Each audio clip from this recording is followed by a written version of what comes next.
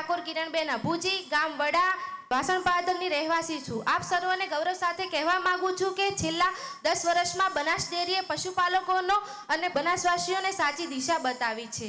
જેમ કે આપણા તમામ તાલુકાઓમાં દૂધ દિનની ઉજવણી અને મહિલા જાગૃતિ કાર્યક્રમોનું આયોજન કરીને બનાસ ડેરી દ્વારા પશુપાલકોના હિત માટે થયેલા અનેક કામોને આગળ વધારવા માટે, આપણને વધુમાં વધુ નફાકારક બનાવવા માટે તેને આગળ વધારવામાં આવે છે। આપણે જાણીએ છીએ કે આઝાદી પહેલા સતી પ્રથા હતી, જેને રાજા રામ મોહન રાયે બંધ કરાવી અને આપણા યશસ્વી વડાપ્રધાન નરેન્દ્રભાઈ મોદીએ આપણે બહેનોને શિક્ષણ ક્ષેત્રે આઝાદી અપાવી અને આપણા શંકરભાઈએ બહેનોના પશુઓના પગારને બહેનોના જ બેંક ખાતામાં જમા કરાવીને આર્થિક આઝાદી અપાવી। વર્ષ 2015 સુધી મંડળીઓમાં ફેટ આધારે દૂધના ભાવ ચૂકવવામાં આવતા હતા, પરંતુ વર્ષ 2015 પછી મંડળીઓમાં ફેટ આધારે નહીં, ફેટ અને SNF બંનેનું પ્રમાણ વધુ હોય તેવા પશુપાલકોને દૂધના ભાવ ચૂકવવામાં આવે છે। અને આપણા શંકરભાઈ ચેરમેન બન્યા ત્યારથી આપણા દૂધના સારા ભાવ અને સારો ભાવ વધારો મળતો થયો છે।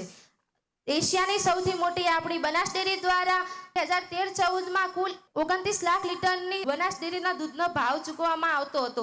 તેમ છતાં પણ એ દિવસો આપણને હજુ યાદ છે કે દરેક મંડળીઓને એક દિવસ ડેરી બંધ રાખવામાં આવતી હતી અને આપણા શંકરભાઈ જ્યારથી ચેરમેન બન્યા ત્યારથી એક દિવસ પણ ડેરી બંધ રાખવામાં આવી નથી। દૂધનો સારો ભાવ વધારો પણ આપણને મળતો થયો છે।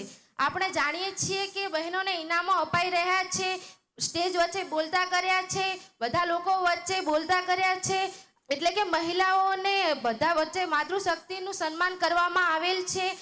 અને આ બધાના કારણે શંકરભાઈ અને નિયામક મંડળનો અંતઃકરણપૂર્વક આભાર વ્યક્ત કરું છું।